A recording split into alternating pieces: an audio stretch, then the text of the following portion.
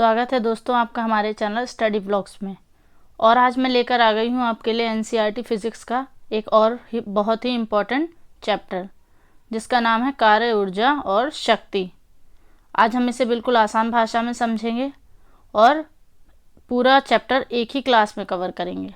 तो चलिए दोस्तों, टाइम ना वेस्ट करते हुए बढ़ते हैं हम आगे के चैप्टर की तरफ अपने। सबसे पहले आता है दोस्तों कार्य। बल लगाकर किसी वस्तु को बल की दिशा में विस्थापित करने की क्रिया को ही कार्य कहते हैं। कार्य के लिए दो आवश्यक तत्व होते हैं, पहला वस्तु पर आरोपित महाबल और दूसरा विस्थापन। कार्य का फॉर्मूला होता है बल गुणा विस्थापन यानी फोर्स इनटू डिस्प्लेसमेंट। और फोर्स इनटू डिस्प्लेसमेंट और जो उसका कोण बनता है यानी कॉस थीटा, जो उसका कोण बनता है वो। आगे बढ़ते हैं। कार्य का एसआई मात्रक जूल होता है। कार्य का एसआई मात्रक जूल होता है। कार्य का एक अन्य मात्रक न्यूटन मीटर भी होता है। और कार्य का सीजीएस मात्रक अर्ग होता है। और कार्य दोस्तों एक अदिश राशि है। 1 जूल बराबर 10⁻7 अर्ग होता है। अर्ग छोटा होता है इसलिए 1 अर्ग बराबर होता है 10⁻⁻7 जूल। आगे देखेंगे, एग्जाम्पल के तौर पे समझ लेंगे हम। अगर किसी दीवार पर धक्का लगाते हैं तो किया गया कार्य शून्य होता है क्योंकि विस्थापन शून्य रहता है। अगर डिस्प्लेसमेंट नहीं होगी तो कार्य शून्य ही रहेगा, क्योंकि अगर दीवार पे धक्का लगाएंगे तो दीवार तो खिसकेगी नहीं, तो डिस्प्लेसमेंट नहीं होगा, तो कार्य शून्य रहेगा। अगर कोई व्यक्ति 10 किलो का बोझ लेकर कई वर्षों तक खड़ा रहता है तो किया गया कार्य शून्य रहेगा, क्योंकि कार्य होने के लिए विस्थापन जरूरी है। बल और विस्थापन दोनों ही बहुत इंपॉर्टेंट है कार्य के लिए। अगर दोनों में से कोई भी एक चीज़ नहीं होगी तो वहाँ कार्य शून्य ही रहेगा। देखिए, अगर कोई कुली 100 किलोग्राम का बोझ लेकर मीलों दूर भी चलता है तो किए गए कार्य का मान शून्य होता है, क्योंकि बल और विस्थापन के बीच 90 डिग्री का कोण होता है। क्योंकि देखो, कुली बल तो इस ऐसे में लगा रहा है ऊपर की तरफ, लेकिन जो उसका डिस्प्लेसमेंट हो रहा है वो हो रहा है ऐसा सीधे, तो उन दोनों के बीच का जो एक कोण है ये 90 डिग्री का बनता है। और 90 डिग्री का मान होता है 0, तो वहाँ पे जो किया गया कार्य है वो भी शून्य ही होगा। तो उम्मीद है समझ गए होंगे आप। चलिए आगे बढ़ते हैं। कार्य की गणना। किसी वस्तु पर किया गया कार्य उस वस्तु पर आरोपित बल तथा बल की दिशा से किसी निश्चित कोण पर हुए विस्थापन के परिमाणों का गुणनफल होते हैं। तो वर्क का फॉर्मूला क्या होता है? Force into displacement into cos theta, जो उसका कोण होता है।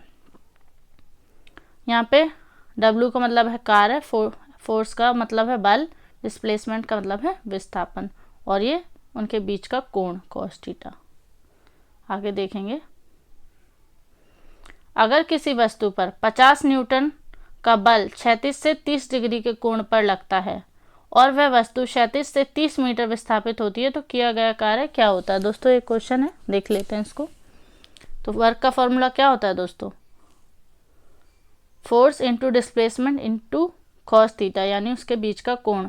तो फोर्स हमारा कितना लग रहा है? 50 न्यूटन का, और डिस्प्लेसमेंट हो रहा है 30 मीटर का, और जो उसके बीच के एंगल है, ये जो एंगल है ये 30 डिग्री का बन रहा है। तो 15 × 30 1500, और जो 30 cos थीटा 30 का मान होता है वो होता है √3 डिवाइडेड बाय 2। तो इसका आंसर क्या आ जाएगा? 2 से ये इसको काट देंगे तो ये आ जाएगा 750 √3 जूल इसका करेक्ट आंसर हो जाएगा। इसमें देखिए एंगल में भी इसमें दिखाया हुआ है डायग्राम में। चलिए आगे बढ़ते हैं। कार्य की प्रकृति यानी नेचर ऑफ वर्क डन। जब किसी वस्तु पर बल लगाया जाता है तो उस बल द्वारा किया गया कार्य धनात्मक भी हो सकता है, ऋणात्मक भी हो सकता है, या फिर शून्य भी हो सकता है। देखिए आप कंडीशन समझिए। धनात्मक कार्य, जब बल और डिस्प्लेसमेंट दोनों एक ही दिशा में हो, यानी बल और विस्थापन एक ही दिशा में हो, जैसे कि इसमें दिखाया है कि जैसे ये है, ये फोर्स लग रहा है यानी बल है, बल भी इसी दिशा में लग रहा है, डिस्प्लेसमेंट भी इसी दिशा में हो रहा है, तो ये हमारा कार्य हो जाएगा धनात्मक। अब ऋणात्मक कार्य, जब हम बल किसी दिशा में लगाते हैं पर जो उसका विस्थापन होता है वो विपरीत दिशा में होता है, जैसे यहाँ पे देखिए बल इस दिशा में लग रहा है पर डिस्प्लेसमेंट इस दिशा में हो रहा है, यानी विपरीत दिशा में होता है, तो ये हो गया हमारा ऋणात्मक कार्य। अब देखते हैं शून्य कार्य। दोस्तों शून्य में क्या होता है, विस्थापन हमारा जैसे जो बल है हम वो ऊपर की तरफ लगा रहे हैं पर विस्थापन इस दिशा में हो रहा है या फिर इस दिशा में हो रहा है, इन दोनों के बीच का बल और विस्थापन के बीच में जब 90 डिग्री का कोण होता है तो उसको भी हम शून्य कार्य में नापते हैं, शून्य कार्य माना जाता है उसको भी। चलिए आगे देखते हैं धनात्मक कार्य। अब इनको हम विस्तार से पढ़ लेंगे तो और अच्छे से आपको समझ में आ जाएगा।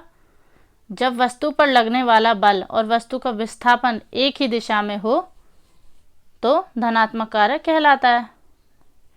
वस्तु पर आरोपित बल की दिशा न्यून कोण तथा वस्तु के विस्थापन की दिशा के मध्य न्यून कोण 0 डिग्री से अधिक परंतु 90 से कम होता है हो तो किया गया कार्य धनात्मक होता है। जैसा मैंने आपको अभी समझाया था, पिक्चर में भी आप देख सकते हैं कि वो कुर्सी को धक्का लगाता है तो कुर्सी उसी दिशा में खिसकती है जहाँ पे वो बल लगा रहा है, यानी जिस दिशा में वो बल लगा रहा है उसी दिशा में विस्थापन हो रहा है, तो वो कार्य हो गया धनात्मक कार्य यानी कि पॉजिटिव वर्क। आगे देख लेंगे ऋणात्मक कार्य। जब वस्तु पर लगने वाला बल और वस्तु का विस्थापन एक दूसरे के विपरीत हो तब ऋणात्मक कार्य होता है। जैसा मैंने अभी आपको समझाया था, एग्जाम्पल देख लीजिए। यदि किसी वस्तु पर आरोपित बल तथा वस्तु के विस्थापन की दिशा के मध्य का कोण 90 डिग्री से अधिक परंतु 180 डिग्री से कम हो तो किया गया कार्य ऋणात्मक होता है यानी कि नेगेटिव वर्ग होता है। जैसे ये देखिए आप फोटो में देख रहे हैं, लड़का कार को धक्का तो ऊपर की तरफ लगा रहा है पर कार क्या हो रही है, पीछे की तरफ वापस आ रही है, यानी विपरीत दिशा में आ रही है। फोर्स लग रहा है इस तरफ पर कार का डिस्प्लेसमेंट किस तरफ हो रहा है, इस तरफ, तो ये हो गया हमारा ऋणात्मक कार्य। चलिए आगे देख लेते हैं। शून्य कार्य की 3 स्थितियां संभव हैं। पहला, जब विस्थापन शून्य हो, जब किसी वस्तु पर बल लगाने पर भी उसका विस्थापन ना हो तो किया गया कार्य शून्य होता है। जैसे कि एक दीवार का एग्जाम्पल मैंने आपको दिया था, जैसे कि दीवार पर धक्का लगाने पर दीवार का विस्थापन ना होना एक शून्य कार्य है, क्योंकि दीवार हिलती या खिसकती तो है नहीं, तो शून्य कार्य है। अब देखिए दूसरा इस फोटो में भी दिखाया हुआ एग्जाम्पल, जब आरोपित बल शून्य हो, जब किसी वस्तु पर आरोपित बल शून्य हो फिर भी उसका विस्थापन हो रहा हो तो किया गया कार्य शून्य होगा। हवा में उड़ता हुआ गुब्बारा, जैसे हवा में गुब्बारे पे बल तो लगाया नहीं पर फिर भी वो हवा में उड़ रहा है तो ये कार्य भी शून्य होगा, क्योंकि कार्य होने के लिए बल और विस्थापन दोनों ही इम्पॉर्टेंट हैं। चलिए आगे देखते हैं। बल एवं विस्थापन की दिशाएं परस्पर लंबवत हो। यदि किसी वस्तु पर आरोपित बल की दिशा तथा वस्तु के विस्थापन की दिशा के मध्य 90 डिग्री का कोण हो तो किया गया कार्य शून्य होता है। जैसे आपको फॉर्मूले मैंने पीछे भी समझाया था, work is equal to force into displacement और उसका कोण यानी कॉस थीटा जो होता है कोण, और जो 90 डिग्री का कोण होता है उसकी वैल्यू होती है शून्य। तो जब हम किसी भी चीज़ को शून्य से गुणा करते हैं तो वह बाकी सब चीज़ों को भी शून्य कर देती है, तो उसका कार्य क्या होगा, शून्य।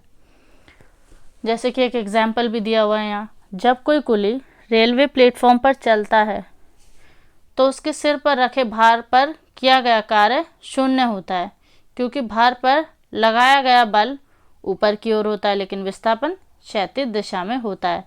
ये देख रहे हैं ना आप, बल तो ये लगा हुआ है, बल ये लगाया हुआ है पर विस्थापन किस तरफ हो रहा है, इस तरफ, तो इनके बीच में क्या बनना है, 90 डिग्री का कोण बन रहा है, तो ये कार्य भी शून्य ही होगा। चलिए आगे देखते हैं। अब उम्मीद करती हूँ आपको अच्छे से समझ में आ गए होंगे तीनों धनात्मक, ऋणात्मक और शून्य कार्य। अब पढ़ते हैं ऊर्जा यानी कि एनर्जी। कार्य करने की क्षमता को ऊर्जा कहते हैं। कार्य करने की क्षमता को ऊर्जा कहते हैं। सभी प्रकार की ऊर्जा का SI मात्रक जूल होता है, जूल होता है। सभी प्रकार की ऊर्जा एक अदिश राशि होती है। ऊर्जा की वाणिज्यिक इकाई किलोवाट्स होती है। आगे देख लेंगे। ऊर्जा के कुछ प्रकार हैं, टाइप ऑफ एनर्जी, जैसे कि यांत्रिक ऊर्जा, जिसको हम मैकेनिकल ऊर्जा भी कहते हैं। रासायनिक ऊर्जा, विद्युत ऊर्जा जैसे कि इलेक्ट्रिकल ऊर्जा कहते हैं, नाभिकीय ऊर्जा, ऊष्मीय ऊर्जा, द्रव्यमान ऊर्जा यानी कि मास एनर्जी, सूर्य ऊर्जा यानी कि सोलर एनर्जी, और ध्वनि ऊर्जा को साउंड एनर्जी कहते हैं हम, प्रकाश ऊर्जा लाइट एनर्जी। ये कुछ ऊर्जा के प्रकार हैं। आगे देखेंगे। सबसे पहले पढ़ेंगे दोस्तों हम गतिज ऊर्जा यानी कि काइनेटिक एनर्जी। किसी गतिशील वस्तु में उसकी गति के कारण उत्पन्न कार्य करने की क्षमता को उस वस्तु की गतिज ऊर्जा कहते हैं। सिंपल है, गति के कारण जो भी कार्य करती है वो उसको गतिज ऊर्जा कहते हैं। एग्जाम्पल देखते हैं। जैसे कि एग्जाम्पल आप देख रहे हैं, चलती हुई बस या ट्रेन, गतिशील हवा की ऊर्जा, चाबी भरी घड़ी आदि, ज़मीन पर दौड़ता हुआ लड़का, रनवे पर चलता हुआ एरोप्लेन, जैसे कि फ़ोटो में दिखाया हुआ आपको। तो ये अपनी गति के कारण ही कार्य करते हैं। तो ये हो गया उसका गति, इनमें होती है गतिज ऊर्जा यानी कि काइनेटिक एनर्जी। आगे देखेंगे। गतिज ऊर्जा वस्तु के द्रव्यमान तथा उसकी चाल अथवा वेग के वर्ग के गुणनफल के आधे होती है यानी कि 1/2 होती है, 1/2 होती है। गतिज ऊर्जा का फॉर्मूला होता है दोस्तों 1/2 mv², जैसे यहाँ दिया हुआ है 1/2 mv²। m हमारा मास हो गया, v हमारा वेलोसिटी यानी कि वेग हो गया, वेग का स्क्वायर होता है। यदि पिंड का द्रव्यमान 2 गुना कर दिया जाए तो पिंड की गतिज ऊर्जा भी दुगनी हो जाएगी, और यदि पिंड का द्रव्यमान घटाकर आधा कर दिया जाए तो उसकी गतिज ऊर्जा भी आधी हो जाएगी। मतलब द्रव्यमान अगर दुगना करेंगे हम तो वो गतिज ऊर्जा भी उसकी दुगनी हो जाएगी, और अगर आधा करेंगे तो गतिज ऊर्जा भी आधी हो जाएगी, क्योंकि यहाँ पे मास जो है वो बिल्कुल सिंपल है, एक वैल्यू है उसकी। तो जितना मास बढ़ेगा उतनी ही गतिज ऊर्जा, जितना वो घटेगा उतनी ही गतिज ऊर्जा घटेगी। आगे देखते हैं। यदि किसी गतिशील पिंड का वेग बढ़ाकर 2 गुना कर दिया जाए तो उसकी गतिज ऊर्जा 4 गुनी हो जाएगी, और यदि पिंड का वेग घटाकर आधा कर दिया जाए तो उसकी गतिज ऊर्जा 1/4 रह जाएगी। जैसे कि देखिए, बताती हूँ मैं आपको। जैसे ये हमारा हो गया उसका फॉर्मूला, गतिज ऊर्जा का फॉर्मूला mv²। तो देखिए m तो सिंपल है, तो जितना ये बढ़ेगा उतनी ही गतिज ऊर्जा बढ़ेगी, और जितना ये घटेगा उतनी ही गतिज ऊर्जा। पर यहाँ जो है वेग है जो है वो स्क्वायर है, यानी कि अगर वेग की वैल्यू हम 2 रखते हैं तो उसको स्क्वायर रूट हो जाएगा, तो 2 दूनी 4 हो जाएगा, है ना। और तो 2 कट गया, बची 2। तो ये कितना हो गया, गतिज ऊर्जा कितनी हो गई, वेग बढ़ाने पर, वेग को दुगना करने पर गतिज ऊर्जा की वैल्यू तो 2 आ गई, पर गतिज ऊर्जा होती कितनी है, हाफ, 1/2 होती है। तो ये कितना हो गया, 4 गुना। तो 4 गुना बढ़ जाती है, 4 गुना बढ़ जाती है। और वहीं इसको घटाएंगे तो जैसे ये स्क्वायर में बढ़ी है उसी तरीके से घटेगी, तो 1/4 रह जाएगी। उम्मीद है आप समझ गए होंगे। चलिए आगे देखेंगे। अब आ जाते हैं दोस्तों स्थितिज ऊर्जा यानी कि पोटेंशियल एनर्जी पर। किसी वस्तु की स्थिति के कारण जो कार्य करने की क्षमता होती है उसे स्थितिज ऊर्जा कहते हैं। जैसे गतिज ऊर्जा में बताया था कि गति के कारण जो क्षमता होती है वो गतिज ऊर्जा हो जाती है। अब यहाँ स्थितिज ऊर्जा, तो जो उसकी स्थिति के कारण कार्य करने की क्षमता होती है उसे हम स्थितिज ऊर्जा कहते हैं।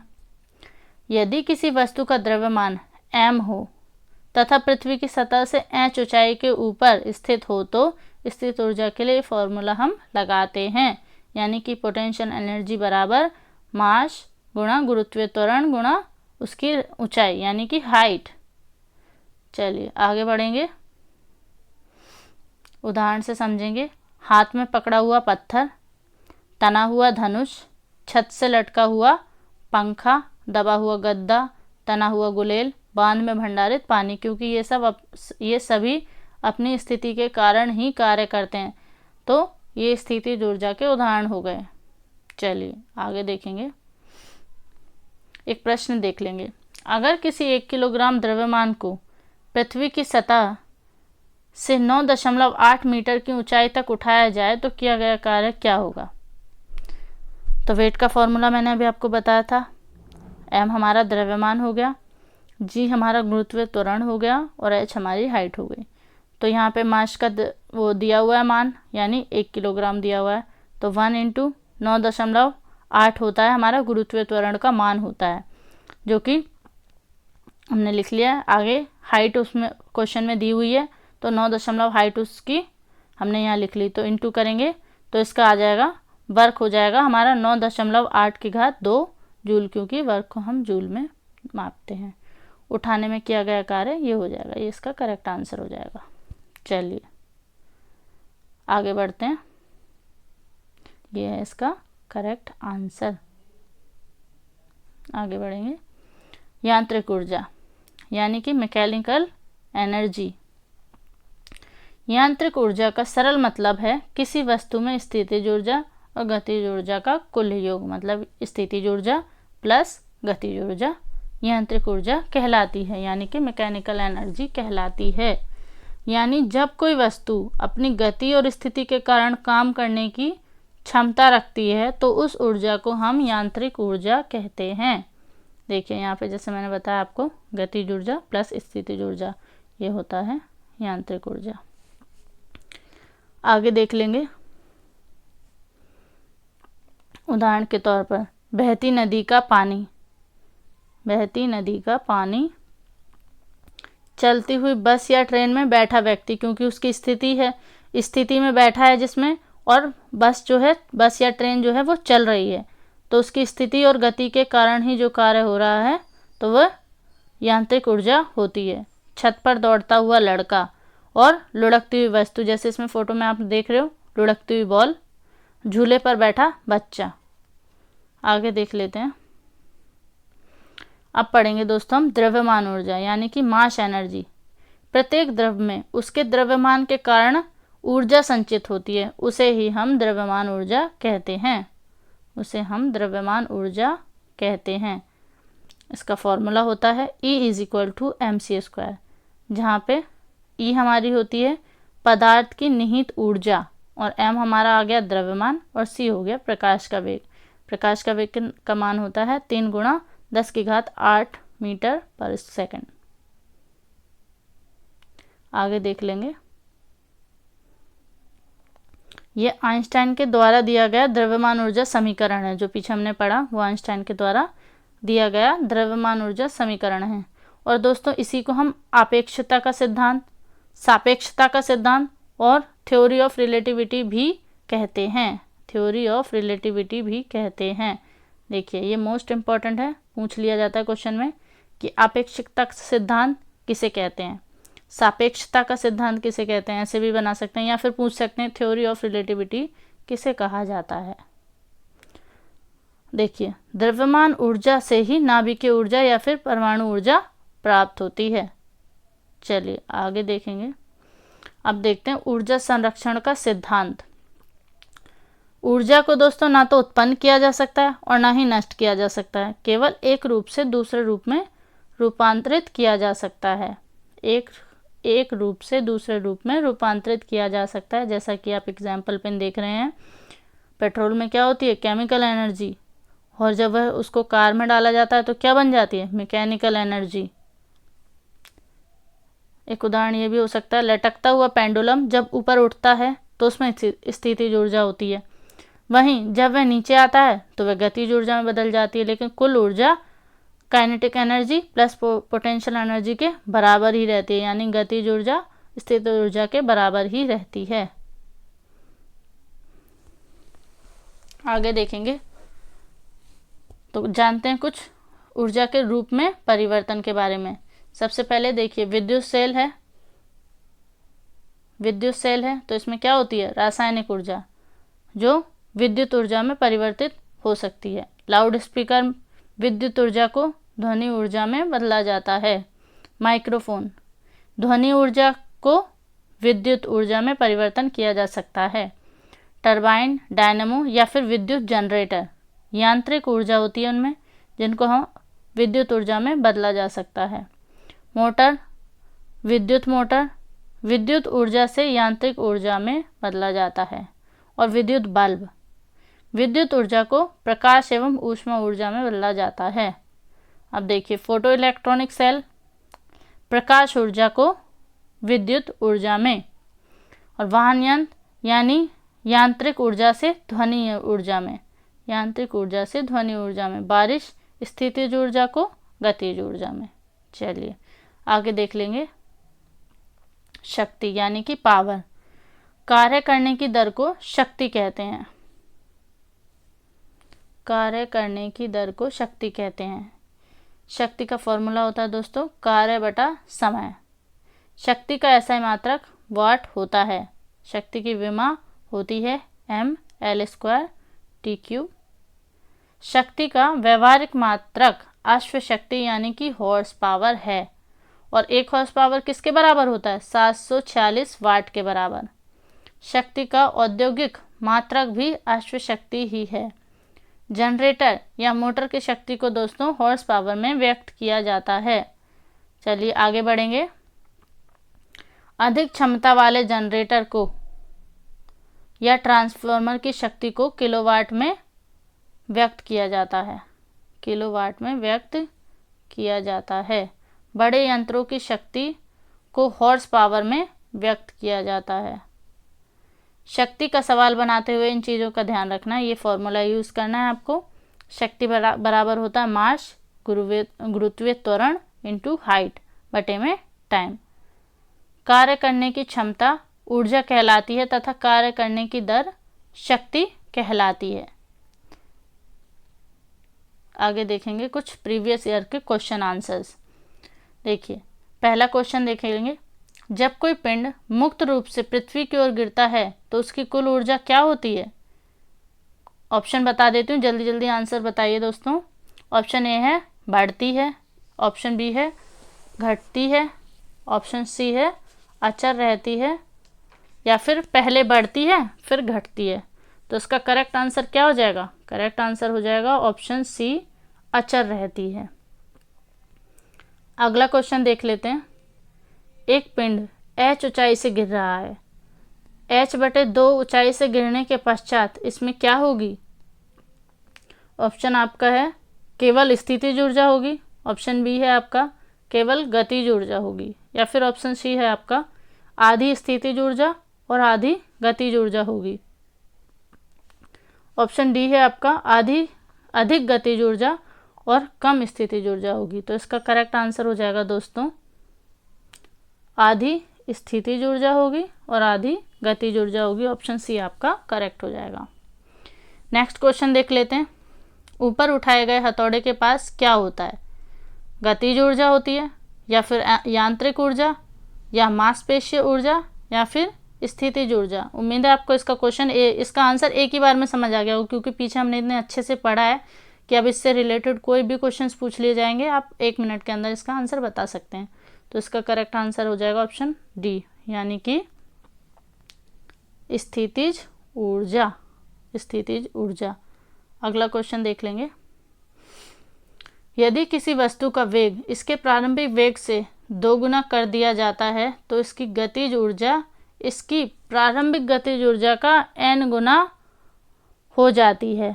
n का मान बताइए, जैसे मैंने आपको समझाया था ना, जैसे क्या होता है उसका फॉर्मूला बताइए, 1/2 गुणा mv²।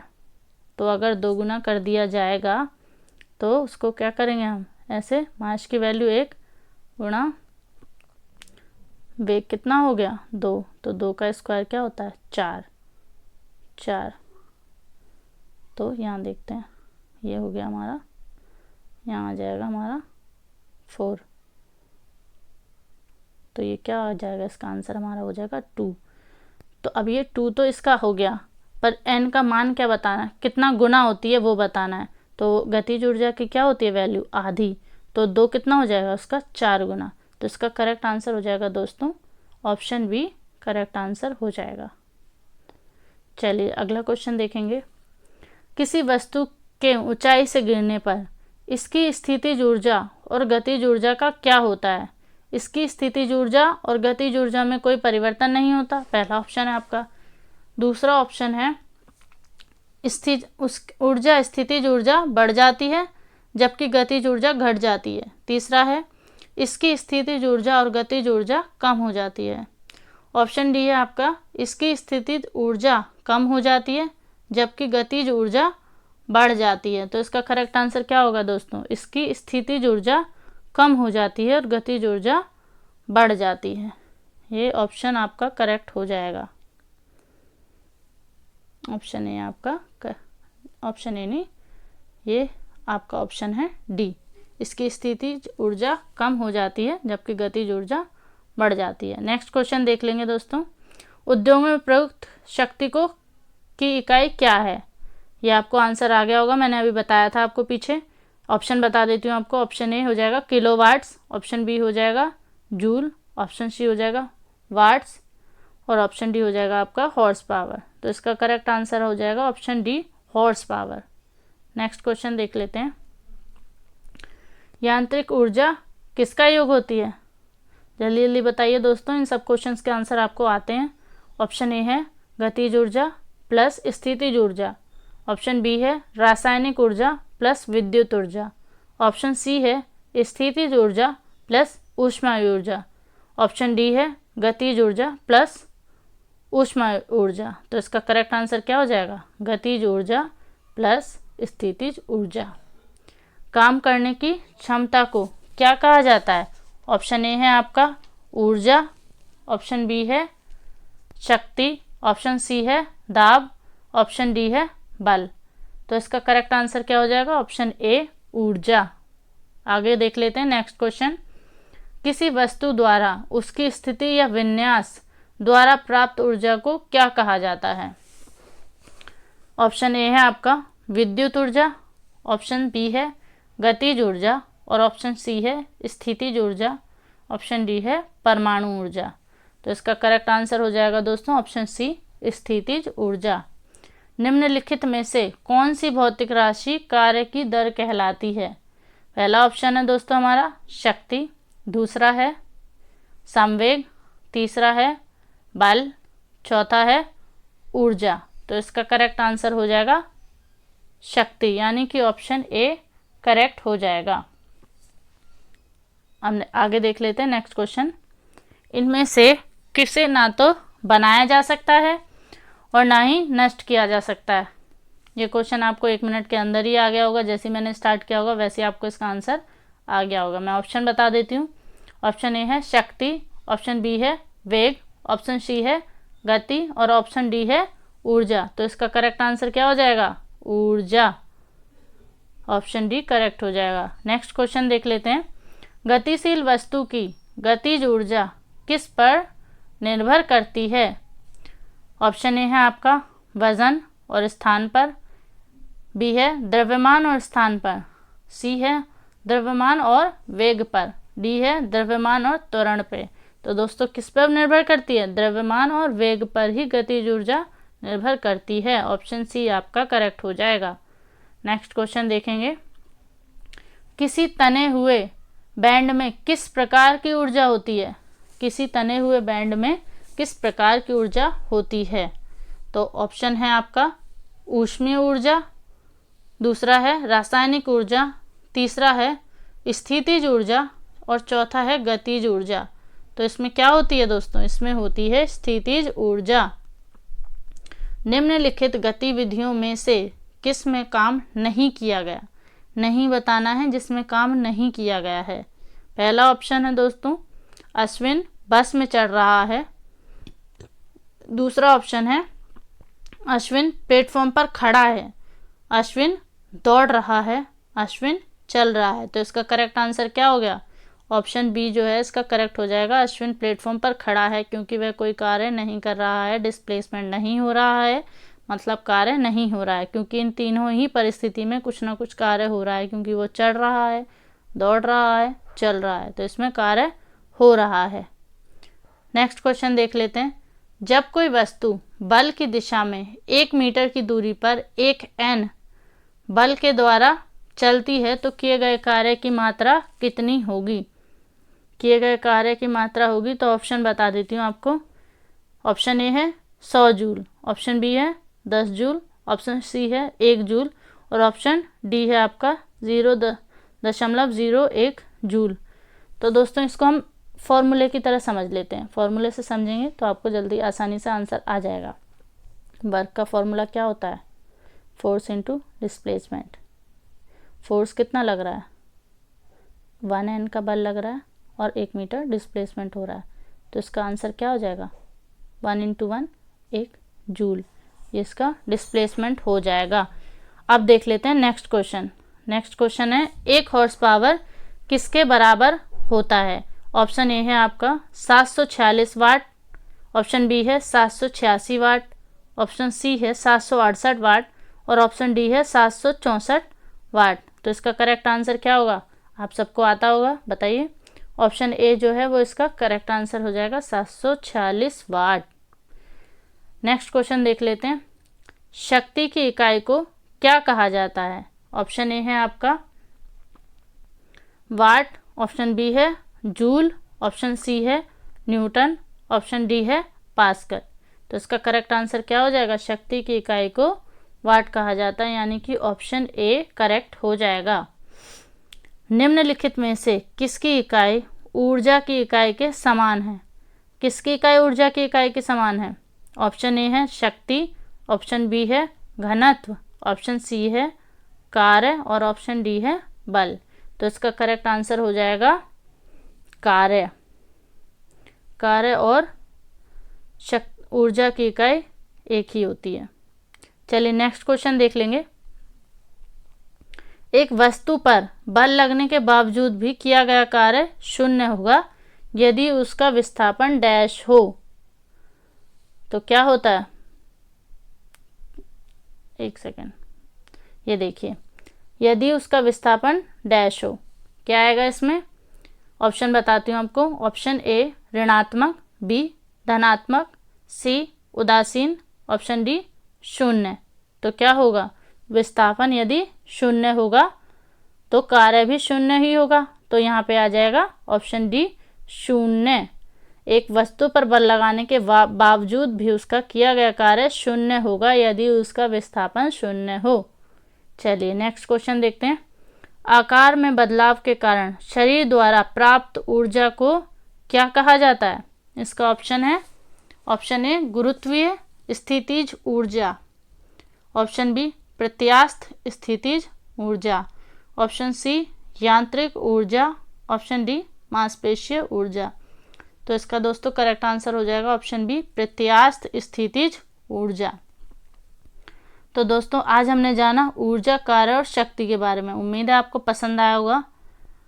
चलिए लाइक करना ना भूलिए और चैनल को सब्सक्राइब ज़रूर कीजिए और हमारे टेलीग्राम चैनल से भी जुड़िए, वहाँ से आप उसकी PDF भी ले सकते हैं। चलिए मिलते हैं नेक्स्ट वीडियो के साथ कुछ इंटरेस्टिंग टॉपिक के साथ।